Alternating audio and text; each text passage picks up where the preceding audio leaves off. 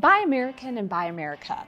They may only be one letter apart, but there are a few key differences between the two pieces of legislation that you should be aware of when it comes to your project and the materials you can and cannot use in certain instances.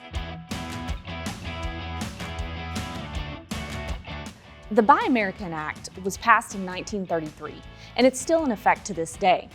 It requires that all end products purchased by the U.S. federal government for public construction must be manufactured in the U.S. with at least 55% of its component parts originating in the U.S.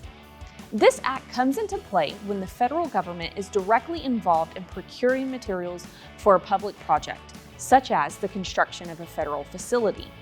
These requirements can be waived if the necessary materials are not available domestically in enough quantities or acceptable qualities, or if the cost of acquiring the domestic product is unreasonably more expensive than purchasing foreign products. The Buy America Act was passed in 1982 and applies mainly to the transportation industry on the state and local levels.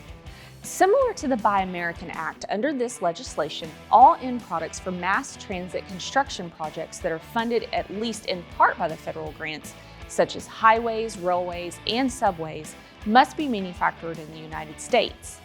There is, however, an added requirement that all steel and iron components of those end products must also be 100% mined, melted, and manufactured in the U.S. Waivers to this act are much less likely to occur. Robbery Industries' PVC-coated conduit and fittings comply with the Buy American Act.